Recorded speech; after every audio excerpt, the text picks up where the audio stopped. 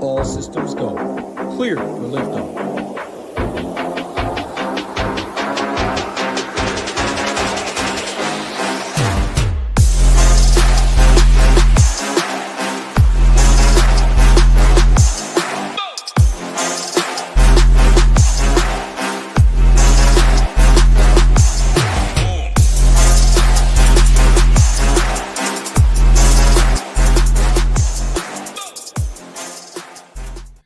What's going on, everybody? Happy Monday afternoon. Michael Peterson, Red Bank, Ricky, Jason Turner, No Stop, Lyle, and my man Big Nate. Hope all you and everybody else watching having a great day so far. Had a good weekend. Big Nate, how was your weekend? Weekend was good. Weather's finally decent, I will say, here in Wisconsin. Decent. Yeah. I just left, so decent at best. The sun doesn't come out much. I mean, decent. I had a golf tournament this weekend, so I actually loved that the sun wasn't straight baking me out there on the course. I mean, tournament rounds are 5.5 hours, so you're out there a long time. I'll take decent, but yeah, it's been up and down. I mean, the other morning out on the golf course, it was like 45 degrees in flipping June, so you love to see it there. But hey. It's my choice to live here. Title said he's getting the fuck out of here and going to Arizona ASAP. So he's smarter than I am, but outside of that, didn't play my best over the weekend, but we got a fun little baseball slate here on tap tonight. 7 games, got the $5 MME, debating throwing probably 50 or so in that sucker with my main teams just to give it a little stab. And hey, who knows, 50K up top. We've coming off a big weekend over here at the Nation US Open. So looking to keep the momentum rolling here tonight. Yeah, shout out Birdie Monster. 300 big one, second in the 4-4-4-4-4-4-4-4-4. Yeah, that's correct. $4,444. Birdie Monster, one of the best in the business. A lot of other screenshots throughout. Our man Shalhoub, what's going on? Hey, talk about sexy beast. Look at that picture with the pumpkins in the back and all that. MN Holla, what is going on? Jimmy, Brian, I think I already said Lyle, but appreciate y'all hanging out. Again, all we ask is like button and subscribe button. Helps us out a ton. Early start time on both sites, so both FanDuel and DraftKings, 6:40 Eastern. Same exact slate, 7 games on both. Weather, not really much weather to worry about. I see one yellow, and that is Baltimore-Tampa, but no orange. Means I think we're good to rock. We're going to talk like we're good to go. We're kind of talking, like Wisconsin hasn't been like the warmest. 2 weather games stand out in terms of temperature today. 85 degrees in Tampa, that one yellow game, wind blowing out just a little bit. Then we have the A's in Sacramento taking on Houston, 82, 84 degrees, roughly that. Winds blowing out a little to left field. Those look like the 2 best weather games that I'm staring at. Big Nades, do you see anything in terms of weather, parks, anything, broad slate overview before we go talk some pitchers? Yeah, no, you alluded to it. The 2 best hitting spots on the slate by far. I'm playing as Tampa. Plays pretty much every Tampa home game now through the at least heart of the season here will be probably yellow, I would say at best, just because the way the weather sets up down in Tampa, right? They have pop-up rain, pop-up showers, etc. I'm assuming everything's good to go there. I mean, the pitchers are kind of contrarian plays anyways in that game there. So if a pop-up does happen, which will definitely happen in the next coming weeks and in months ahead in Tampa for sure, just the way weather works down in the Southeast down there. I mean, bats should be perfectly fine. And yeah, super hot there, wind blowing out roughly right around 10 miles an hour or so in that game and the Sacramento game. Far and away the 2 best spots. We'll do our best to navigate that because Houston bats are definitely going to be a talking point, at least projection wise, on this slate. I mean, a lot of their hitters projected to come in 35+% owned outside of Coors Field, which is definitely an interesting place to talk about, especially on a shorter slate, right? With massive contests out there across the sites. I know DraftKings has a lot of really, really big, really good contests in general, right? The 111, 254 max, $5 MME, all the single entries, etc. So I take more into account in ownership on a shorter slate like this, where when it's easier to zag when other people are zagging, whether it's right, wrong, or indifferent. Results will tell us at the end of the night. But those are definitely the two far and away the best spots on the slate to target for bats. Yep. We're going to start talking pitching. Other thing I want to say, contest absolutely massive. It's also Game 5 of the NBA Finals, baby. I know your NHL Stanley Cup and quite the series there, 3-2 Florida. Excited to see Game 6, but man, I mean, what an awesome series that is. Florida coming, scoring with 19 seconds left to tie it, and Draisaitl coming with the left. I mean, I've watched plenty of Stanley Cup so far. Watched plenty of NBA playoffs too, and these Pacers can play. We got a good Game 5 ahead of us. So NBA Showdown, there's like $25. So it's big dollar amount, 38,000 people, $200K to first place though. No one better in the business than Rio. He will NBA Showdown. He will have his slate plan up later. Of course, projections, ownership. PGA coming off a big U.S. Open. That was really fun golf to watch on Sunday. Of course, MLB, MMA this week, NHL, Stanley Cup, NASCAR, big boy prizes. Saw some good screenshots in there. Plenty going on, plenty of sports, even without football, which will be here before we know it. New promo code in terms of the name. The exact same thing, though, that we've kept saying. You cannot beat this deal in the industry. So US Open is the promo code. Again, usually $99 for all of the content, plus SaberSim Core, plus the Discord. Using that code US Open takes off $75, brings you down to less than $1 a day. And again, we are sharing SaberSim. There is multiple different packages. The core package is the best deal right now because of that promo code US Open. If you have not used, or if you already have used the promo code, we do think upgrading just $30 more to be able to build 350 more teams, get another set of projections, ownership, and contest flashback, a very powerful tool to go back in whatever sport, whatever tournament you're playing. You can see what the pros did, how you graded out, etc. So if you haven't done anything with us, by far, I think the best deal, US Open, less than $1 a day, optimizer, projections, ownership, Discord community, all of the content. And if you have used it, the starter pack we think is the best. Anything, if you want to upgrade, any questions, you can always email info@shipitnation.com. Philly, what's going on? I saw you had elbow surgery. Hope you're doing well, man. That does not sound fun. Jay Burton, yeah, that's hot indeed. Jake, what's going on? Always good to see you. D-Man, what is up? And yeah, I think that's a great transition. Cam, the man, talking pitching, sorting by salary, 9,700, 9K, 87, 84. I mean, look at this drop off. Plenty of cheap pitchers. It's pretty gross. You sort by projection. In a tier of his own is Logan Gilbert. And then we have a handful of guys in the mid-teens.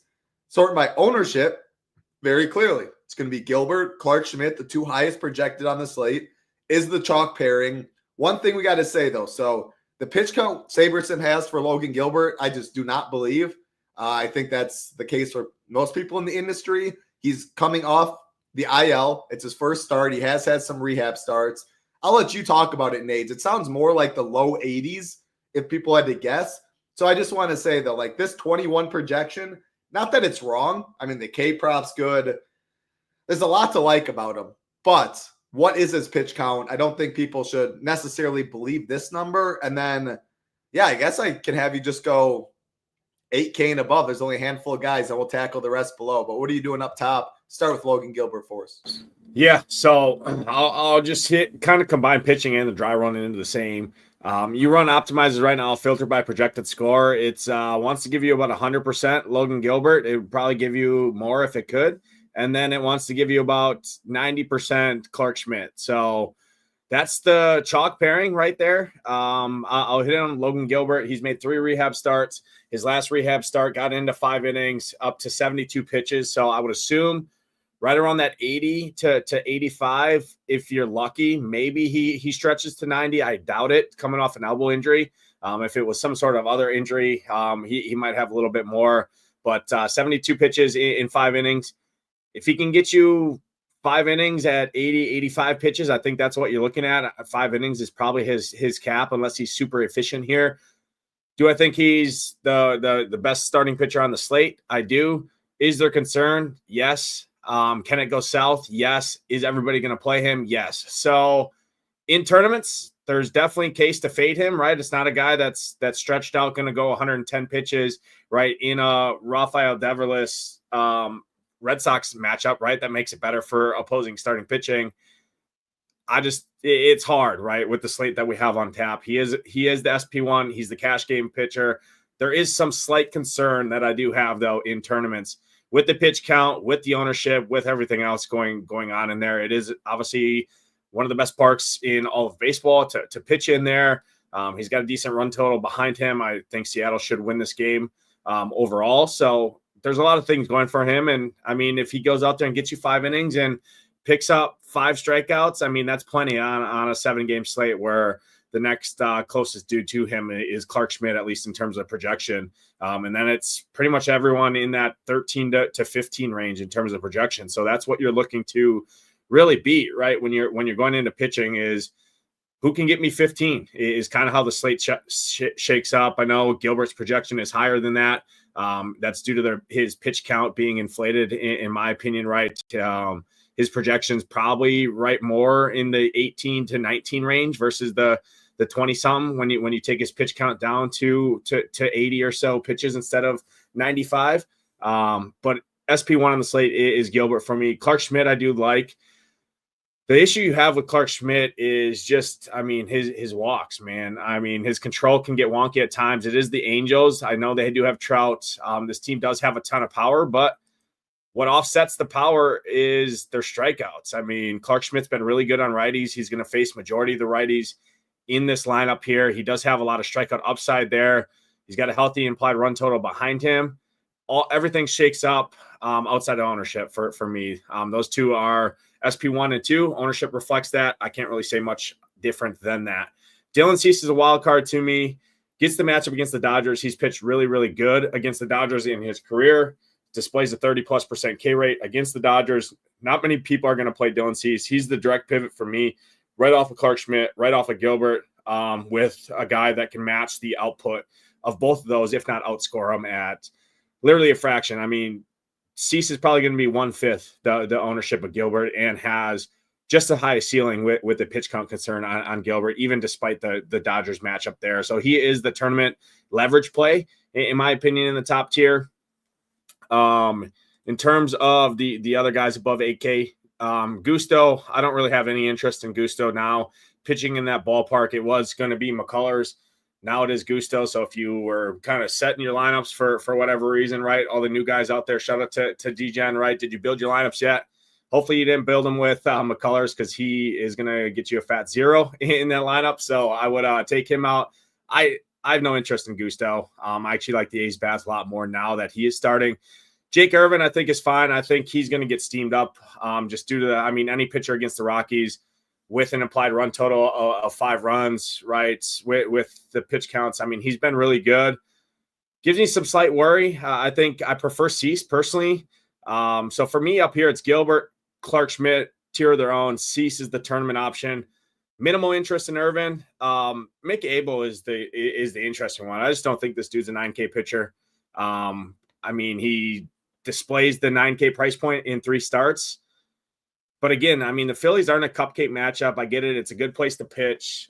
This ballpark's the fourth worst ballpark in baseball overall in terms of StatCast numbers for home runs, all the park factors, all the hitting factors. His pitch count is 80 to 85. If I'm going to go there, I'm going to find $700 and just go to Gilbert, who I think has a much higher ceiling there. So for me, it's really those 3 guys that I like at the top, with Irvin being kind of a distant 4th for me personally. Good breakdown. I'm in agreement with a lot of the stuff. I'm going to cross up Mick Abel and 20 and below as well. I'm a big K-prop guy, looking at it 4.5 minus 115 on the over. You can go down, save 1,000. I know you didn't have too much interest in Ryan Gusto, but he has a better K-prop straight up, 4.5 minus 155 on the over. And the reason I have some interest in Gusto is he's the pivot off of Irvin right here. I also think when people want to pivot off of Schmidt Gilbert, they might go to Cease. And I do have some interest in Cease. I do think he's relatively low owned. He just saw this Dodgers team last week, 36 spot, one of his best starts he's ever had. Can he replicate that? I mean, probably not. He doesn't need to. You take half of 36 at 18 at this ownership, sign me up all day long. His K prop 6.5 plus 120 on the over. The only other 6.5 K props, though, Gilbert, which leads the slate, 6.5 minus 120 on the over. Just shows even with the pitch count, a very strong play with a solid matchup in a good park. And then Clark Schmidt, 6.5 plus 125 on the over. So very slightly lean to Cease in terms of the K prop right there at a fraction of the ownership and the similar pricing. Obviously an easier matchup, but Cease just did it. He has a big arm. So I definitely would leave Cease in on a tough pitching pool. But Gusto would be the pivot off of Irvin for me. And the reason kind of for that is I do think some of these A's, mainly the top of the order, Rooker, Butler, do get some ownership. So I'm getting a little leverage. I'm getting a solid K prop at 4.5 on a slate where pitching is gross. And Gusto's gone out there and got me 20 before. So again, 17, 18 at pretty low ownership is a pivot. Allows you to eat chalkier bats. Like if I'm going to play kind of chalk Houston, I almost want to play Gusto with them. Hope he gets all the run support. He's low owned. I can eat some chalk bats, and it just all works out that way. So I think Gusto, Jake Irvin. So K props up there. I already mentioned these three. I mentioned Gusto 4.5 minus 150 on the over. Irvin's the only one at 5.5. So his is slightly better than Gusto. Minus 130 on the under.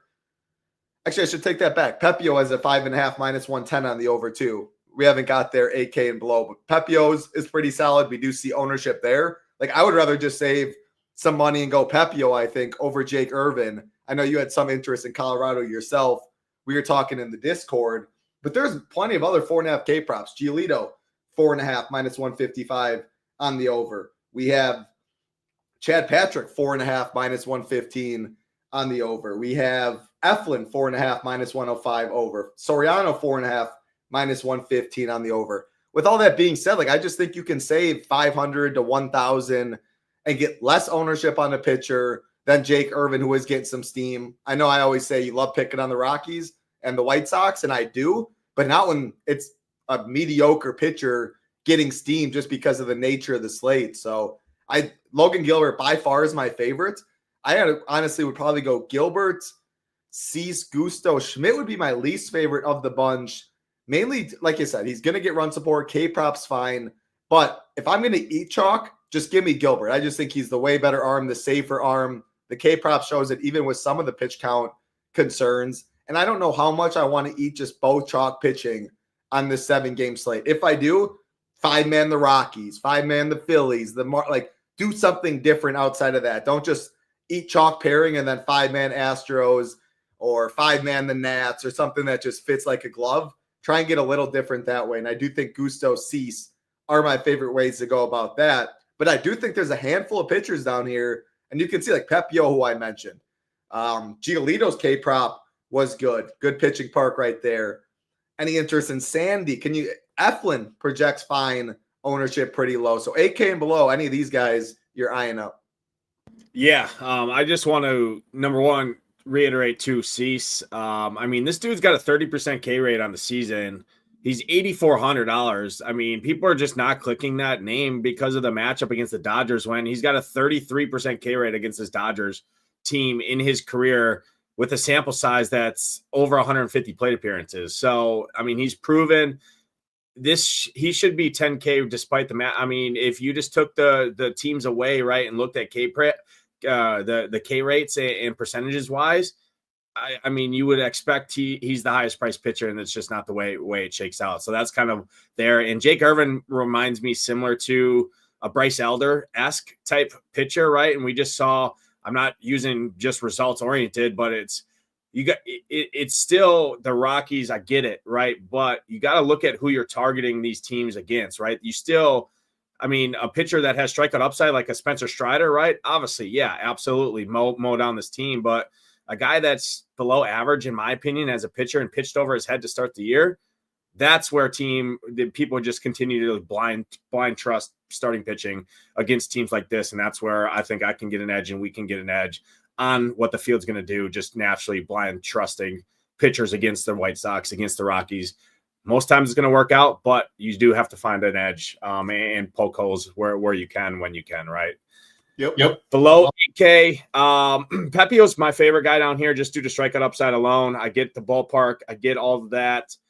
I still, I mean, this O's team is just not been the same O's team that everyone expected it to. There's a lot of strikeouts in there. I mean, if he can navigate a low strikeout bat in O'Hearn, Urias and Adley. I mean, even the other guys, right? Gunnar, almost a 27% K rate. Jackson Holiday, a 26% K rate on the road. Seti Mullins, 30% K rate almost on the road. Cowser, 25. Carlson, 27, right? So they do have power, but not as much. I mean, they're strikeout upside there. Pepio's looked good to me. He's got a good leash. Price point's good. K-prop's good. I like the Rays bats as well behind him. So Pepio's my favorite guy below 8K. Eflin, I think, is going to be the guy people like as well down here on the other side of that game. I personally don't love Eflin. I mean, I just don't want to attack a Rays team that doesn't strike out very much. They lead the major leagues in stolen bases in this ballpark. And the Orioles bullpen is not great behind Eflin. They've been pitching pretty good as of late, but overall, they're just not great. So for me down here, it's Pepio. And then, I mean, it's pretty gross. I guess Giolito would probably be the other guy I would look at, just because, number one, the ballpark. Number two, the strikeouts that Seattle can have. It's just Giolito just hasn't been striking. I mean, it depends what Giolito you get. He'd be the only other guy that I have a decent amount of interest in outside of Pepio, but realistically, I don't think you need to mess around too much down here.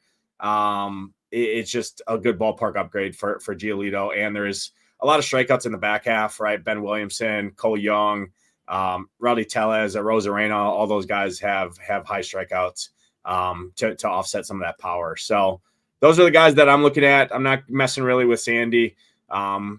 I will say, Sandy, I think Philly's going to pick up some steam, at least projection-wise and optimizer-wise. So you do get some leverage. Sandy has been a good arm. I know he hasn't displayed it as lately or this season. He does still have upside. He's got a pitch count leash, right? He's going to go 90-plus pitches. He's 7,200 in a terrible ballpark for hitting. I mean, you could pick out other worse guys. So it's Pepio, Giolito, and Sandy. I think are the only guys. I'm not messing with Eflin, Soriano. I'm not chasing him after his career game, right? Not messing with the other two guys down there either. I'm in agreement, but I actually think Giolito, I like a decent bit. The reason also is when you play these guys below, like, I don't think you need to anchor your teams with Gilbert or Schmidt. They're like, if you want to play the Yankees, if you want to play the Phillies, if you want to play the Dodgers, you need to go, or you like cheaper, at least at one pitcher. And again, people can go Gilbert, Giolito, and then jam it, but then you might be holding hands. Everyone that played the Dodgers did the same thing. They played the clear spend one. They punted with a Pepio or a Giolito. More people will go Pepio. And then you five-man the top of the Dodgers lineup. So you played a pretty low-owned team, but you played it the same way everyone else did. That's something to keep in mind. But I think, like Giolito, Pitchers Park, K-prop 4.5, juice on the over at minus 155. Pretty much the same as Gusto. It is the same for 700 cheaper. He's projecting to be lower owned. Like 7,300 is nothing. There's strikeouts to be had in the Seattle lineup. Give me a pitcher's duel. Give me a Gilbert, Lucas Giolito in a Pitcher's Park and not worry about the 85 degrees and stuff at a couple of the other spots. Same thing with Sandy. Good Pitcher's Park. He's at home. Yes, it is concerning. Like, the Phillies are good. They have plenty of power. I think they're interesting as a stack, but 3.5%, like, he is the pivot off of Pepio. He's the pivot of the pivot of the pivot. Like, if people are going to pivot from Pepio, they're going to probably go Gusto or Giolito. Sandy right there, the cheapest guy we have in the pool, he gets me 12, 13 on this slate. It could be enough, especially if the top arms don't really get there. So this is kind of what I'm looking at pitcher, and I would probably go like this. Like, I want Gilbert. And Philly asked, can you play Gilbert in single entry? 100%. Absolutely, he probably would be in mine. And a lot of that has to do with, like, even lowering his projection almost 2 points, still grades out in the value column to be second, right behind Clark Schmidt. I like Cease the pivot. I like Gusto. But, like, my least favorites in this is probably Irvin. At ownership, probably Clark Schmidt and Sandy. Because I do like Gilbert as the chalk, I like pairing him with one of these lower-owned guys, especially kind of a cheaper guy, and then you can do a lot with your bats there. So, again, as you can see, I was messing with some min-max stuff. Like, I'm not going to X out Clark Schmidt. I'm not going to X out Jake Irvin, but you can set their max lower than the field, so you're forcing yourself to get underweight. But then just say Saberson really does love it.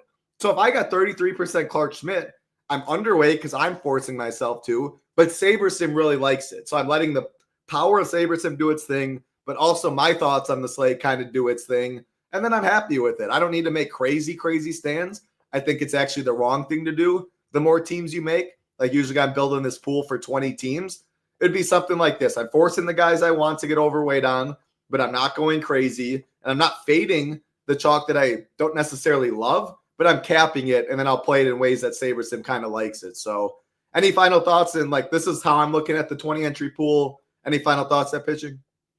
No, I'd do it pretty similar. Take your stand on one or two guys, filter around, and naturally you're getting yourself different and giving yourself different combinations, right? When you do max, I min max, I do a lot of that as well. You see the ownership, even if the ownership's not accurate, right? It's super hard to get very, very accurate ownership, but at least it's ballpark range, and at least it's going to be somewhat close, right? Especially with the upgraded package on SaberSim, where you can filter the ownership based on the high stakes, mid stakes, 20 max, 150 max, single entry, etc. It gives you a pretty good idea. So you can tell who you want to be overweight on, underweight on. I do it very similar as well. Yeah. And ownership is tough to predict. So that's why I like running dry runs and stuff. And like, if you think Gilbert's no way he's 55, he's 75 or whatever it is, you can manually change that. And then you change that in the ownership, then you manually change your min max. Like, that's how you add more value. That's a lot of things nowadays with the Sims and stuff. Predicting ownership and what the field's going to do is one of the most important things you can do. That's what's overowned, what's underowned, etc. Projecting ownership is very hard. So we're off almost every single day. Almost every single site, I imagine, is. That's when you can put your little touch in it. Then Gilbert 75%. Oh, now maybe I don't want 75%. I think he's overowned. Now I'll max him at 60. Or I think Irvin, he's not going to be 24%. What are you guys talking about? He's going to be 15. Well, if I knew that, he's a much better play. So messing with that yourself, and then you can like mess around with the min-max stuff with your new ownership and dial it in that way. So that's a good call. Don't just blindly, I blindly follow ownership a lot. It's really hard to do, but like an NBA showdown, an MMA, little things like that, when it's less of a player pool, then it's a lot easier for me to do it. Like, I'm not going to mess with hitting ownership projections for every single team and go through. That's just not what I do. Pitching, if I see something crazy different, then I'll mess with it. But for the most part, I'm taking the average of SHIPIT Nation and SaberSim. That's the beauty of having an extra source, as you can see right here with the starter or the ultimate package, like Big Nades is saying, that has 20 max, high stakes, like all of that. It has each different bucket, 20 max, 3 entry, high stakes, single entry, flagship, MME, all that. It has different ownership buckets in that. So yes, it is expensive. First 30 days, $297, and then $321. But if you're playing like 1,000 plus a month, it is something I would recommend. I've been using it for a long time. And it's also cool. You get access to real Sheets hopped on. Tambo's been on. Hoop. They do have a roundtable every month for Ultimate members that you can ask some questions and deep dive even more into SaberSim. All right, that's enough of pitching. Let's talk some bats. Again, early start time, 6:40 Eastern on both sites. Philadelphia Phillies and the Miami Marlins. First game of the slate, 8.5 total, -113 favorites are the Phillies. Number 11 for Abel, number 9 for Sandy. Neither pitcher grading out too well in our pitcher rankings. You have interest in bats on either side. Yeah, it would be the Philly bats in particular. Mainly the lefties is what you want against Sandy. He has struggled a lot as of late. He doesn't give up a ton of power, but he has walk issues, and you can also steal bases, and Philly will run. So the stolen bases guys are kind of the main guys I'm looking at. Also the lefties, right? So Bryson Stott, Brandon Marsh, Schwarber's been running actually a little bit. So those are the 3 main lefties that I want to look at there. And then add in Marchand, right? A $2,500 switch hitting catcher that can have some power at times. I know it looks pretty gross on the stone there. But again, very limited. He's not an everyday starter, right? Usually Realmuto's in there. I will say this Phillies lineup is more watered down than normal. I mean, with the injury to Bryce Harper, right? No, Realmuto in there, Otto Kemp's in there. I mean, it is a more watered down lineup. So again, that goes back to the Sandy take. I mean, Sandy, if you look at the numbers, historically has pitched horrendous against the Phillies. The Phillies have really good metrics, really good numbers against Sandy. But again, everybody sees the same slate at hand and the same metrics, right, and dives in. Again, on the pitching slate, I think he does have some upside. So it would be mainly the lefties and the stolen base guys for me. So the stolen base righties is Trey Turner and Castellanos, mainly Trey Turner. So those are guys I'm looking at for the Phillies. Start with the lefties, add in Trey Turner if you want at the top, who always has power and speed. On the Marlins side, don't love the Marlins. I mean, this dude is still unproven.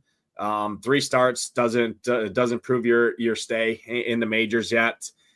I'll say over the last 30 days, it's righties you want against McAble here. 15% K rate to righties, 30% to lefties, so drastic splits. Allows power to both sides and fly balls to both sides. So if you're looking for fly ball guys over the current season against right-handed pitching from the Marlins, it's Norby hitting from the right side as a one-off if you want that. Hicks, Stowers, Otto Lopez are the other fly ball guys. I prefer Lopez and Norby as one-offs. Outside of that, don't love it. How's the Phillies bullpen? Phillies bullpen is pretty good. Let me just get you their ranking here over the last 30 rotation rankings, team hitter, bullpen right here. Bullpen last 30 Phillies is middle X 22nd, so bottom half of the league. On such a short slate with a pitcher that, I mean, you're not getting direct leverage, which is kind of why I don't love either side of this. But what stands out is the Phillies lineup. No Real Muto, no Harper. That bottom of the order is way worse. I have way more interest in Sandy. I knew no Real Muto. Forgot about Harper. I saw a picture on Twitter. He looked like 10 years older than he did from last year. It was crazy. But yeah, for Sandy being the cheapest pitcher in our pool at home with the watered down Phillies lineup, I even have more interest there. But no one's going to play the Marlins. They're absolutely free. You can eat that's what I'm playing Clark Schmidt and Logan Gilbert, is if I'm playing the Marlins. You don't have to get fancy. You have all the money. You can still play Judge as a one-off. They're grading out well in our hitter rankings. You can see that's really good for a lot of these guys. Abel isn't grading out good himself. So I actually think the Marlins are my preferred side. They're very cheap. You can focus more so on the top of the order, but like Norby in the 8-hole, like you said, at a third base position.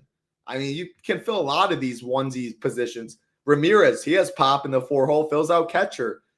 I think the Marlins are a little interesting to start it off, and that's how I would eat the chalk.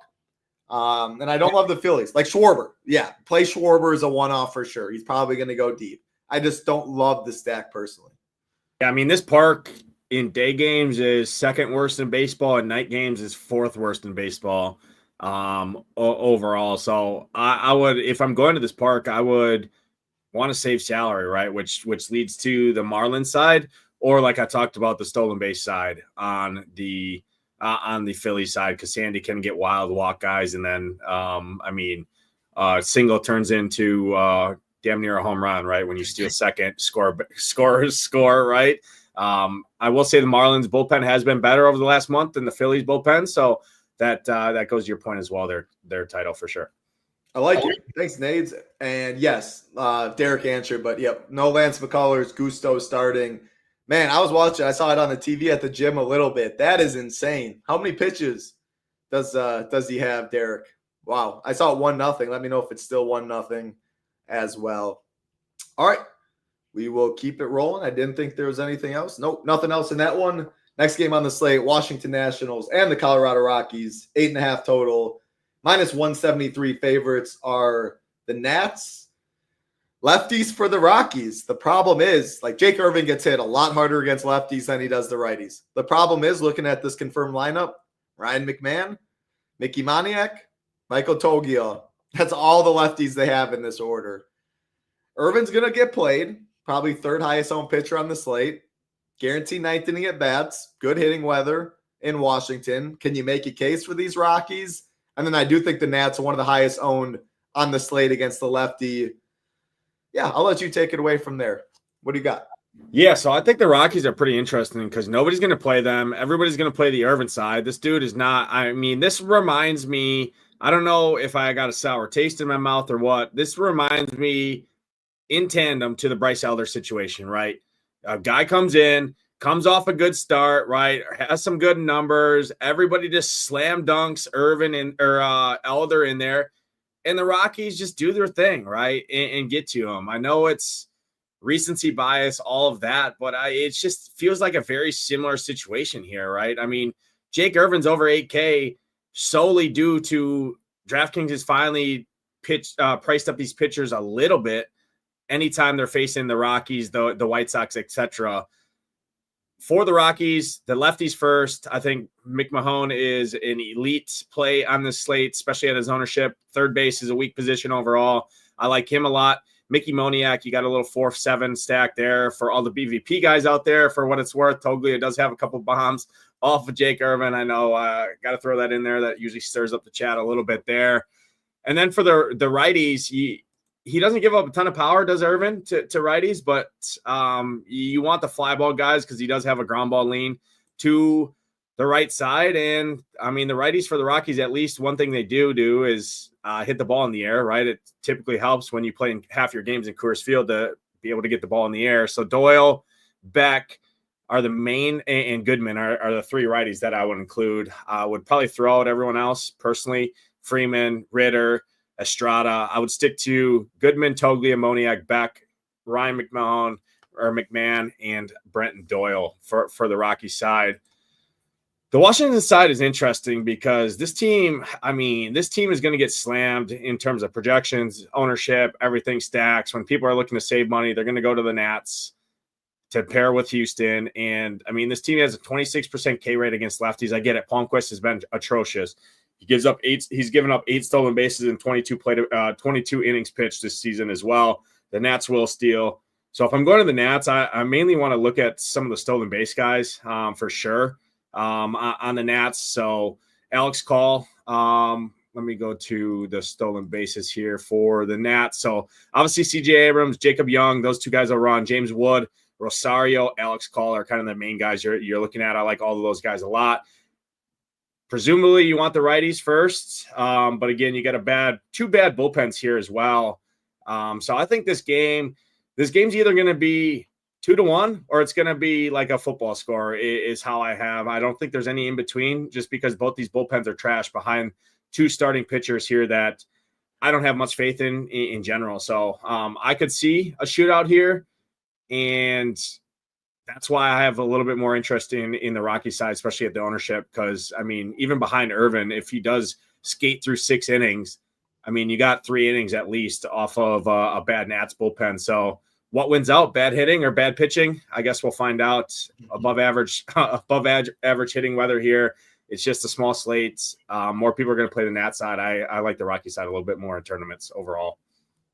All right. I can't argue. I prefer the Marlins, and I think I prefer the Angels. I think I'm going to get more direct leverage off of Schmidt as my cheapies. I wish I just saw more lefties in the Rockies order, but good hitters park, good hitting weather, guaranteed 9th inning at bats, really cheap, no ownership. I will absolutely never argue. And leverage off of the third highest owned pitcher. Like, you're getting more leverage with the Rockies than you are the Marlins for sure. I just like the Marlins more in a vacuum, but absolutely no arguments for the Rocky side. The Nats, obviously, so you can't play this Brady House guy who's in the 6 hole, which is unfortunate. On DK, you can on FanDuel. But like you mentioned, Jacob Young. No one's going to play Jacob Young. He's in the 9 hole. So just seeing stuff like that so you can wrap it around. I think there's enough ways to play the Nats, and they're going to get owned, but they're not going to be like top. They're not going to be, I think, higher. I don't know. What do you think? 5-man stack wise, what are the Nats going to come in on this like combined ownership?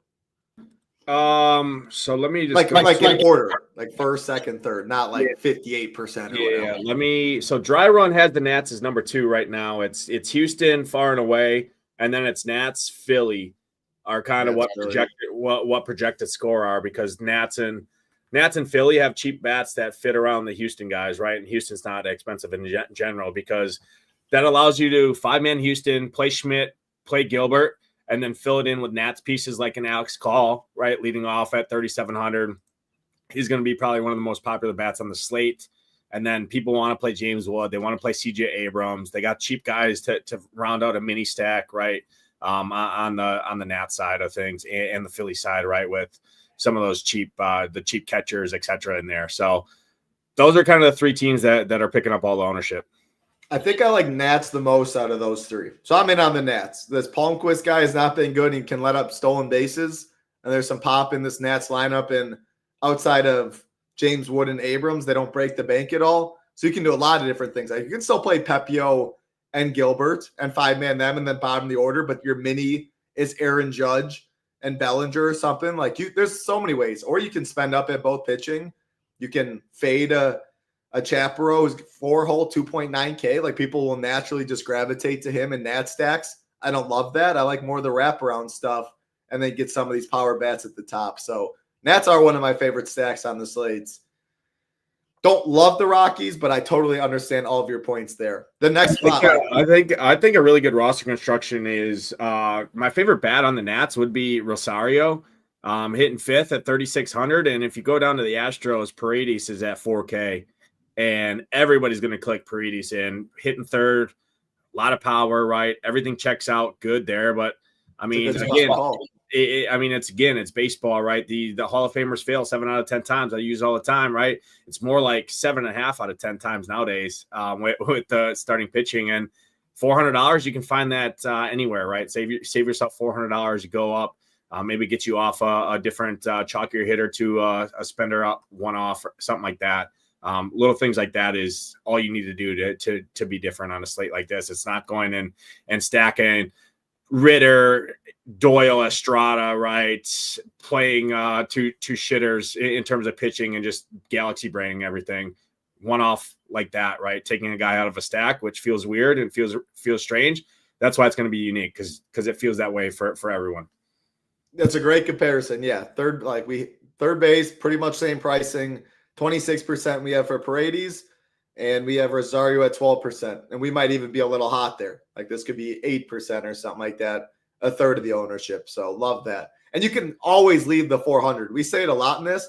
Like I leave 1,200, 1,500. I won't upgrade. If I 5-2-1 or 5-3 almost always. I'm not going to take a sacrifice to go to a 4-2-1 to upgrade from Mike Trout, from Jacob Young even. Again, that's a really big difference. But with how I force stacks with Saberson, I allow my mid salary, I always lower it a lot because, again, I think it's like solving a puzzle. 5-2-1, 5-3. It's a correlation. It's a stacking. The reason for that, it's a lot easier. If one team scores 12, it's a lot more likely and easier for one of your guys on that team to do well. Whereas the Angels score 1, sure, Mike Trout might have that solo homer and you need it, but it's a lot harder to score points when there's not runners on base. Whereas if you have 5-man stack and you constantly have runners on base, a single right there can score you 8 just because guys were on base in front of them that way. So that's the logic of stacking. It's a lot easier. You need less things to go right to get to the top is the main thing. Man, that is insane, Derek. 18 Ks, no hitter complete. Good for that guy. All right, I'll take 100% of him tonight in my lineup. So I'll just click the lock button right now. Yeah, what is that? Like 62 DK points or something insane? Good for that guy. All right, we'll keep it rolling again. Like button, subscribe button. Helps us out a ton. Appreciate all 270 of y'all watching live, watching on playback. Appreciate you guys just as much.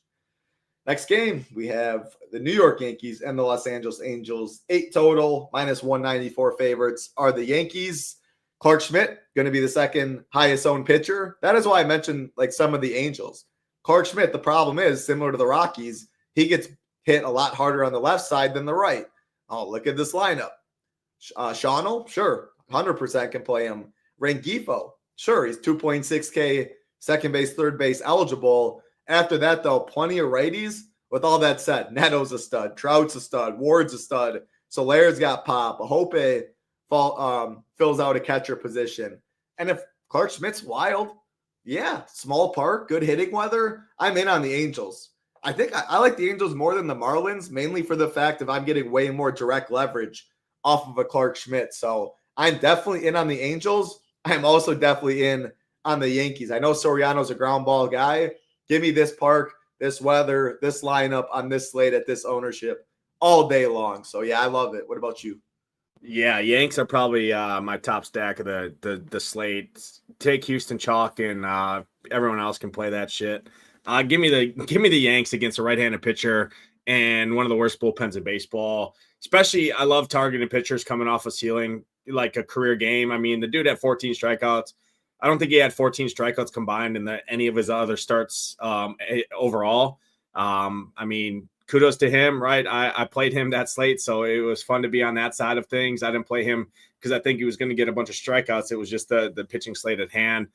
This game, though, I love for hitting. I prefer the Yanks side overall. The Angels side, yeah, you want lefties against Schmidt, but overall, I mean, the righties for the Angels all hit the ball in the air, and Clark Schmidt's a fly ball guy, especially to righties.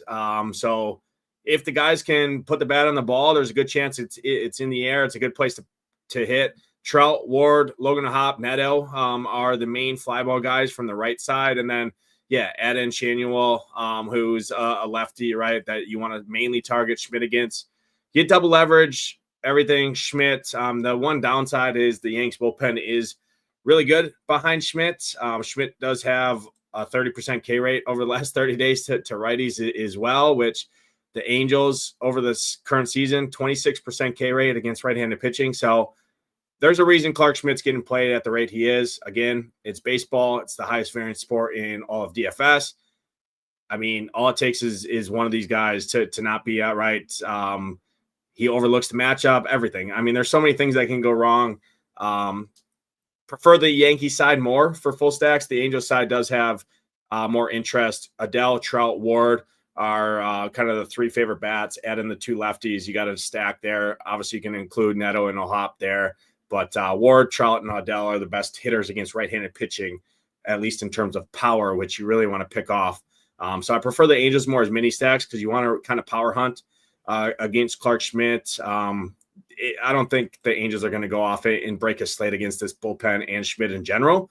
But at the leverage in non-Schmidt teams, I think 2 or 3 man stacks is plenty to set yourself against the field there. On the Yanks side, all of them firmly in play. You want the fly ball guys. This entire team hits the ball in the air for the most part. They get Stanton back as well, which should have this team buzzing overall. Stanton hitting right in the heart of that lineup. I like the lefties first in particular. Grisham, Rice, Bellinger, Jazz is back in there as well. Wells. I mean, the Yankees are healthy now. This is a gauntlet lineup and a horrible bullpen behind him. Nobody's going to the Yankees team, which is really surprising to me. I love the Yankees tonight. One of my favorite stacks overall.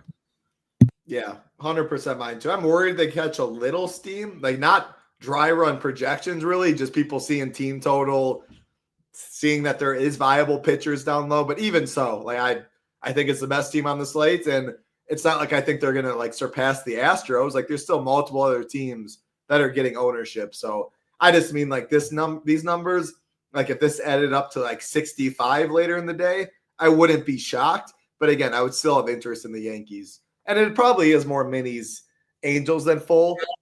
It's just if they do get to Schmidt early, you don't see the best Yankees or the best guys out of the pen for the Yankees. And again, with some of that control issues and the power the Angels have, like it can just take 2 walks and a 3-run homer. And next thing you know, he's flustered and this whole game changes. So I do think the Angels are interesting. Angels and Marlins are my 2, like no one's playing them. And the difference is, I guess, there's some expensive bats here, mainly like 2 of them, whereas there's really no one on the Marlins. But again, there's enough cheap bats all around the order and enough cheap pitching. Like you could easily play Gilbert. Actually, I wouldn't play Schmidt in that. Gilbert, pick whoever you want, 2-man Angels, and then you can 5-man whoever you want after that, even if you are playing Neto and Trout. So plenty of ways to go. But yeah, I like the Angels direct leverage. I think it's pretty interesting. I love the Yankees. Favorite stack on the slate. All right, we'll keep it rolling. Next game on the slate, Tampa Bay Rays, Baltimore Orioles, 8.5 total. Pretty much a coin flip. Minus, I don't know how they do this. Minus 111 favorites of the Rays, minus 110 favorite, or minus 110 for the O's, minus 111 for the Rays on DraftKings. Usually it's minus 110 a piece. Interesting. Regardless, first thing that stands out to me, great hitting weather, like we talked about early.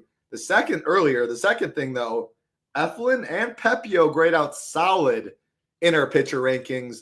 Like we talked about, Pepio will get ownership. Eflin not as much. Seeing this ranking makes me maybe include Eflin in it and see what Saberson thinks in my pitching pool. Regardless, though, both offenses aren't looking to get too much ownership and great hitting weather. So can you make a case for 5-man in either of these teams? Yeah, I love the Rays side of things. Eflin over the last month has gotten absolutely tattooed in 87 plate appearances against lefties, 15% K rate, 321 ISO, a fly ball rate over 33%, and the Rays' best hitters, in my opinion, hit from the left side. Caminero has a ton of power, obviously, from the right side. Brandon Lowe, Aranda, Misner, and they lead the majors in stolen bases. Eflin is pretty tough overall to steal on in general, but the Rays will steal on anyone. I think they're approaching 100 stolen bases already on the year. It's them, the Brewers, and one other team up there amongst way ahead of pretty much everyone else in the majors. So you get added bonus there. Best hitting spot on the slates. I'm not concerned about the weather. Looking at the O's pen, O's pen isn't great. So yeah, I love the Rays at their ownership in general. I don't think Eflin's very good in general.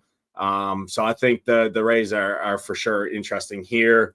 Don't love the O's side of things. Pepio has definitely been known to give up some power and fly balls, but I prefer at the ownership just playing some of these Rays with the added stolen base upside in there. But looking at this O's team, they have smashed right-handed pitching overall. So maybe that gives you some lean. Westberg, Kauser, O'Hearn, Mullins, Gunnar all have ISOs over 200. Carlson's right there at 200.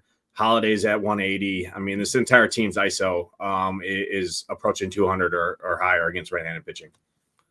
This is a spot like on $5, like you said, that big $5 50 teams. Of course, I probably would mix in some of these. If I'm playing 2 teams, 3 teams, I don't see myself 5-manning either of these teams.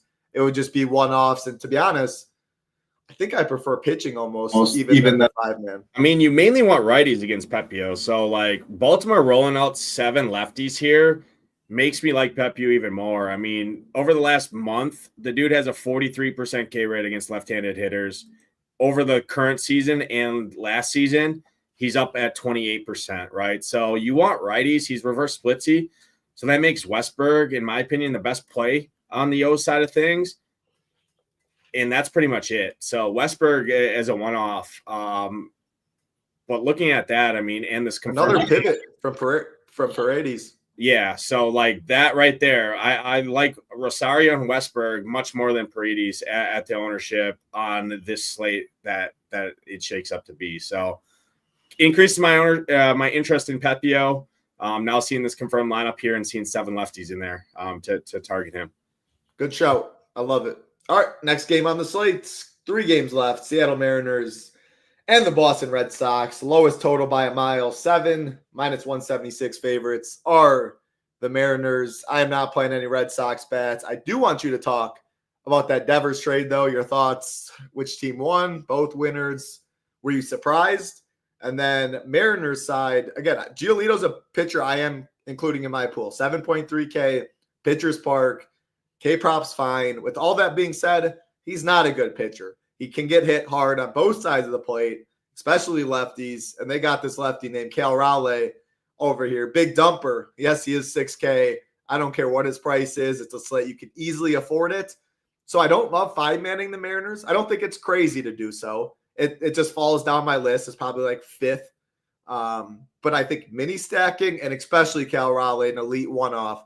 But I like pitchers in this game. So it's definitely no Red Sox for me. Yeah, talk about the Devers stuff. Talk about this game for DFS. Yeah, that trade was pretty shocking. The Giants are taking on Devers' contract, and that. I don't know. The Red Sox just seem to want to trade away their entire World Series roster. I think they finally realized that, hey, time to mail it in. Maybe we'll get what we can from the guys. It was pretty shocking to see, though. Their World Series roster and where all of their star players have filtered out throughout the the league there. I think it's too early to tell. Anytime, obviously, people in the initial sense are going to say Giants win that trade, right? Overall, I mean, Kyle Harrison got an option to AAA as soon as he got to Boston, which was pretty hilarious there. So he's probably not too happy with the San Fran front office there, but he's still collecting a check. So I think he'll be fine in general there. I want to say the Giants won it at the time, but again, time will tell. All these kind of trades, I mean, you'll see trades like this years, right, in the making. I mean, at the time, I thought the Brewers got absolutely fleeced in the Hader trade and the Burns trade, all of that, right? And now you see what's happening there. So it's too hard to tell. People are too quick to pull the trigger. The front office and the managers and staff of these organizations, multi-billion-dollar organizations, have a lot more smarts and a lot more longevity and metrics and decision-making process than us Joe Schmoes down here just saying, oh, yeah, that was horrible. I could have did this and this and that. Well, there's a reason that we're making those takes but behind a TV screen or a computer screen, right? And they're running multi-billion-dollar organizations. So in terms of hitters in this one, Red Sox are a pass for me. I think this team's going to go one of two ways, Tyler. They're going to be super motivated, right? The young Bucks, I mean, they're two young prospects, or it's going to deflate them for a little bit, right? Losing their leader, right? Their big guy, one of the best hitters in baseball. I'm sure a good teammate. I'm sure everything, a good locker room dude, everything endeavors. So either they rally against each other and the young guys are like, hey, it's our time to shine, or they go through a little slump here. So it'll be interesting to see. I'm going to wait and see approach with Boston, at least for now, especially in this matchup overall against Gilbert. On the Seattle side, though, I like these lefties. I get it, Giolito. We talked about him in terms of pitching. This is an instance where I think you can play both sides. I get the totals low, but that's going to keep ownership. Everyone sees totals and accounts for totals, especially in baseball. I think a total realistically is just a number out there overall. So Raleigh, Tellez, Canzone, Polanco are the four main guys that I want interest in. They all have a ton of power against righties. It doesn't matter. This park is actually above average for home runs in particular. Overall, the park sucks, but for home runs in particular, you can pick off that. So I like the mini stacks there. Tellez, Canzone, 6-7. Doesn't break the bank. Nobody's going to have that mini stack. I think it's pretty interesting there. And then obviously, Raleigh, if you can afford him, by all means. I mean, if this dude hit his all of his games in Yankee Stadium, I think he'd be pushing 60, 70 home run seasons year in and year out. Got not too much more to that. Like you mentioned the thing about the total, like seeing 7. I mean, when one team's less than 3, like if it was a 7 total, but one team had a 1.1 implied run total and the other end like a 5.9, you know what I mean? Like I would love the team with the 5.9. You got to look at each individual team. 4.4 on this slate is not bad at all. 2.94, obviously, that is why the total is 7. Yeah, I have some interest in the Mariners. I'm more leaning pitching in this game, though. What's going on, Yeezy? Hope everything going well with you. Jason, yeah, isn't that crazy? Devers and the Giants play on Friday. I think, if I remember correctly, Boston heads out to San Fran, so that'll be pretty cool to see. And yeah, let me know, Bink. I see Gilbert pitching. Let me know where. I still see Gilbert pitching. Me too. I haven't seen any update or anything like that. So unless something crazy happened, yeah, Logan Gilbert is on the mound coming off the IL today. All right, next game on the slate. 2 games left. The chalk. I can't even say Oakland. The Athletics are taking on the Houston Astros. We are looking at 10.5 total, biggest on the slates. -132 favorites are the Stros. I mean, everyone talks about it. The Coors Field out west. It is good hitting weather as well. People are going to play the Stros. All I got to say is just looking at this ownership for the team total that's similar to others. Yeah, like they're cheap. Look at these bats. Salary doesn't mean much on a slate like this. If they're really going to be head and shoulders above everyone else, which it looks like they will, unless you think like everyone's saying the same thing and everyone gets cute and Astros ownership comes down, which maybe it does. And if you do think that, then you can play Astros. Like if instead of 135 combined ownership, there were 100, yeah, like it's a whole different ball game. But at projected ownership with the dry runs and all that, I just would much rather play the Yankees or the Nationals or even the Mariners probably. Like, I just don't want to eat this chalk on this slate. If you do, I would not play Clark Schmidt and Logan Gilbert together. And then I play like a Giolito. Like I would mix in one of those other guys. So again, if I'm playing a lot of teams, I'm not Xing out the Astros, but I'm capping them so I'm not overweight. The A stuff, I'll let you talk about that. I'm more Team Gusto on this one. I do think Butler Rooker gets some ownership, but I think after that, no one really clicks them. So yeah, break down this game. Yeah, I think Rooker was probably going to get played more against McCullers just because, I mean, righties smash McCullers in general. Lefties are mainly what you want to target Gusto with. I think Rooker is still good. Obviously, stolen base upside, tons of power. If I'm going to the A side, I want the lefties. It's right there with Tampa in terms of hitting weather. This park, I think, leads the majors by far in terms of runs at night. Butler, Soderstrom, Nick Kurtz as a cheap first baseman, all great plays. And then you got Jacob Wilson. Nobody's going to play him at 5,200. Brent Rooker and Max Muncy's actually been pretty solid in terms of hitting overall. Has some power there. So I like the A side definitely more than the Astro side at ownership. I mean, this team is just, I've never seen a dry run spit 150 stacks out ever of one team.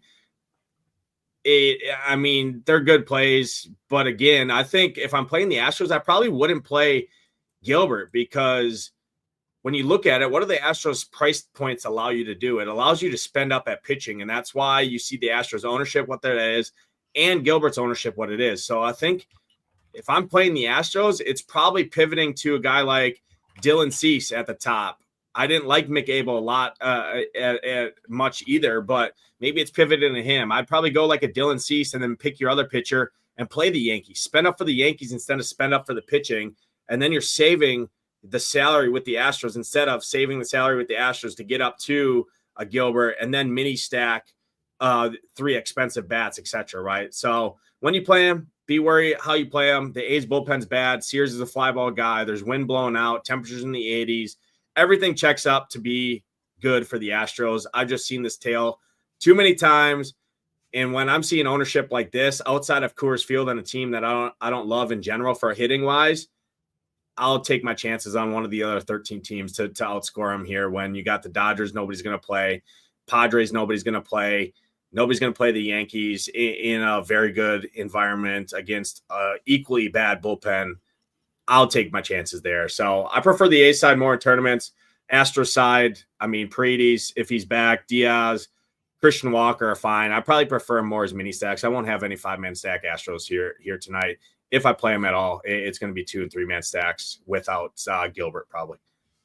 Yeah, I was going back in Wisconsin this weekend. I was at a wedding, MIA for the most part. So I didn't even see, but yeah, now I'm looking at a projected lineup that Paredes isn't even in. Again, we don't have any official lineup yet, but that is a good shout, Shalhoub. He very well might not be in the lineup today. Again, I missed that completely. I did want to click on this. So best catcher for DK. And again, we only have one game left. The Dodgers and the Padres, we'll get there in a second. But this is what I would do. Exactly what I would do. MLB hitter rankings. So I click on this. I am risky, and hopefully it's not going to go too slow. That's got a lot of things up right here. So DraftKings, then I would sort by catcher. And obviously the first one is catcher. We see that. But boom. This is how you can easily do it. Man, it's slow. My computer is too much going up. But this is what I would do. Go to DraftKings, sort by catcher, and we'll give you the top 3 right there. Caratini, number 1. Cal Raleigh, number 4. And that's all together in the hitter rankings. Adley, number 8 total, and number 3. So that's exactly how I'd find it. Makes it very easy. Again, can sort by a lot of stuff. Can sort by teams, by position, who's in the lineup. If you just want lefty, righty, etc. Easy stuff. Easy way to do that. That is one thing, too. I mean, Yainer Diaz is going to be quadruple, if not 5 times the ownership Caratini is going to be on the exact same team, same exact position, $400 salary difference. And Caratini's a switch hitter, right? So, I mean, you got the platoon advantage when a righty comes in out of that pen. Absolutely. Yeah, that's the big thing about the Astros. And I guess to make them a little more appealing, like right there, a pivot, You only can play one catcher on DraftKings if you do get it right, especially the Caratini side at a fraction of the ownership. Plenty of Astros stacks can die that way. So good shot. I mean, just for the sake, Dry Run was given 70% overall in terms of overall exposure, not just on the Astros. 70% of your catcher spot was Yainer Diaz in projections. So, he's going to be on the cash report. He's very chalky for sure. So simple pivot right there. You just can't play both. Fraction of the ownership, you play Caratini, grades out better in our rankings as well. All right, last game, Los Angeles Dodgers and the San Diego Padres. We are looking at a 9 total, -158 favorites are the Dodgers. And the man, the myth, the legend is opening this game, Shohei Ohtani. So you're playing him at you're playing him at hitter today. DraftKings made sure they had the banner up, rightfully so. Usually when Ohtani's the normal starting pitcher, you cannot play him at hitting that slate. You can just play him at pitching. Today, DraftKings got it right, thankfully. Ohtani's just going to open. You can play him at hitter, not pitcher. It's going to be really cool to see, though. I'm not playing these Padres. Dodgers have a good bullpen. Seeing the opener and then a long reliever, and then it's just going to be some random stuff. I don't want to have to deal with a plethora of arms that can play the platoon game if they want to play. I just not playing the Padres today. The Dodgers, Cease, while he's a pivot, will also be owned, just the nature of the slate. He's probably fourth highest owned on the slate behind Schmidt, Irvin, Gilbert, and then it's probably him. So you get some direct leverage. They are really expensive, but they have one of the best team totals on the slate. And we listed a handful of pitchers for cheap that you can play with them. So I think you can do a lot worse than the Dodgers. I do like the Yankees more, but I think the Dodgers are the pivot off of the Yankees. And the Yankees aren't even like chalk. But when people go cheap at pitching and have money, I think they go Yankees. So if you want to pivot off of that, I think the Dodgers, late night Dodgers wake up with more cheese in their pocket. I doubt Hoop's watching, but if he's playing today, it's probably what he will be doing. So yeah, break down this one. Dodgers, yes. Padres, no for me. Yeah. It's the lefties in particular with the Dodgers. How Cease gets himself in trouble is walks. This dude can walk a lot of guys. And then guess what? You got to throw a pitch over the heart of the plate to one of the best lineups in baseball, some of the best hitters in all of baseball. I love the lefties, Ohtani, Freeman, Muncy, who's finally figured out how to hit a little bit, Edman. Conforto's my least favorite lefty, but hey, he hit a bomb the other day for me, so maybe he's coming around a little bit.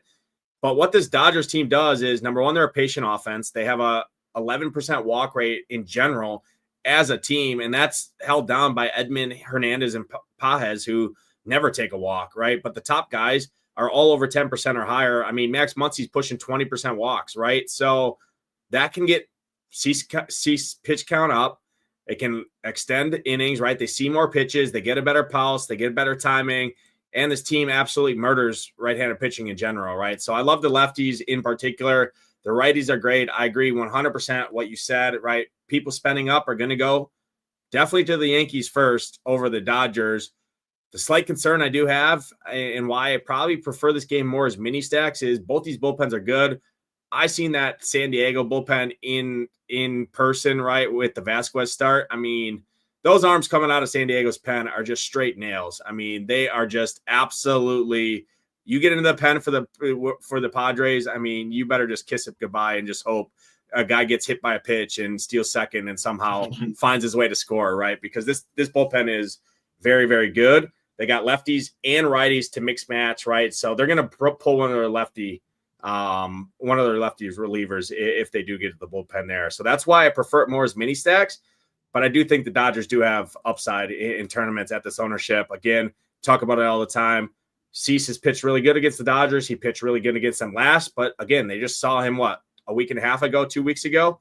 Last week, 6 days ago, I think. Yeah, 6 days ago. So, maybe they figured something out. This can go both ways. I think the Dodgers, at their respective ownership, are a good play to get overweight on in the $5 MME. It's not a main team thing, but in MME, if you have 10% Dodger stacks, you're 10x the field on them. Really, the only one that's going to get played, because he gets played every slate, is Ohtani.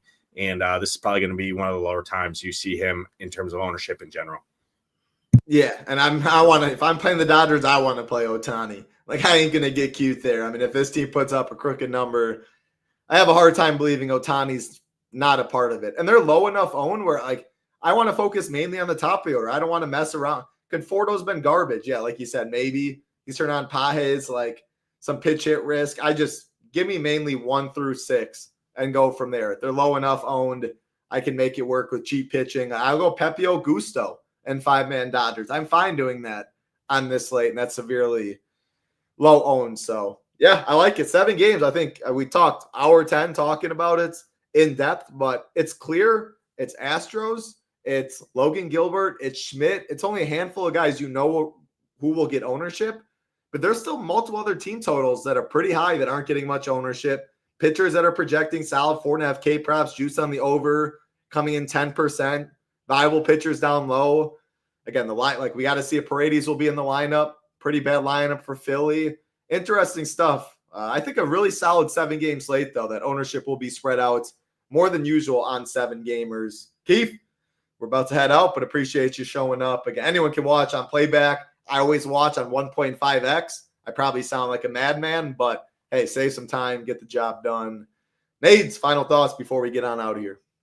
No, I think we broke it down pretty good. When we have shorter slates, we can go more in depth on Saber Sim and roster construction and all of that. And it's very clear tonight. It's a very clear, I mean, probably one of the easier cash core nights of the year. Throw in 4 Astros, put in Gilbert, and you got yourself the cash team. Tournaments is going to be very similar to that. Again, when you're building a portfolio, it's fine to have exposure to the chalk, right? Chalk a lot of times is chalk for a reason, right? But again, I mean, it's baseball. It's the highest variance. We've seen chalk bust more times than it comes through. It's very tilting when it does. But yeah, Gilbert, Schmidt, and Strohs is what everyone's doing. So you do anything else there, you're different. Yeah, you'll see a lot of that on the cash report. And again, that can all be found on the slate plan. Big Nades, very in-depth, good write-up today. Like usual, you get a couple cores from Nades if you do like, but we are not a core play. Just follow Big Nades core, and if Big Nades wins, you win. If you don't, you don't. That is not the way to play DFS. You got to find your own process. What is it? Like teach a man to fish. I always get the thing wrong, but long story short, education, MLB, an hour and a half, Hoop and Tambo, I believe. Talking baseball, I know it's Hoop and Tambo, hour and a half, 2 hours. I can't remember exactly, but like satellites, tournaments, small field, large field, a lot of differences. And also go to the announcements in the Discord if you have not joined SHIPIT Nation, and check out the Tambo, Rio, and Sheets video last week, the MLB roundtable on the Ultimate package. Again, any Ultimate member, we do it once a month. It'll also be at the end of this month again, since we missed last month. But questions you can ask them. It's a Zoom call. We send out the link. You can hop in, ask any questions for Rio. He heads it up, and whoever else is with them. But we did post the playback that, again, you can find in the announcements in the SHIPIT Nation Discord, and very, very good stuff right there. Tam almost took down the 111 that day using the stuff Sheets and Rio talked about. And again, if you haven't joined us, no better time. US Open is the promo code. Usually $99, SaberSim Core, Discord, and all of our content. Take $75 off. That is less than $1 a day. $24 for the first month. Absolutely cannot beat that. Thank you, MN Holla. Definitely a weird slate. Money to be made, though, and big prizes out there. Good luck, everybody. And don't forget, it's Game 5. Big boy contest in the NBA streets as well. Rio will have his slate plan up. NBA Showdown slate plan. Excited for that. Good luck to you, Shalou. Good luck to everybody out there. Awesome stuff as always, Nades. For Nades, I'm Title. Be safe. Good luck. Peace.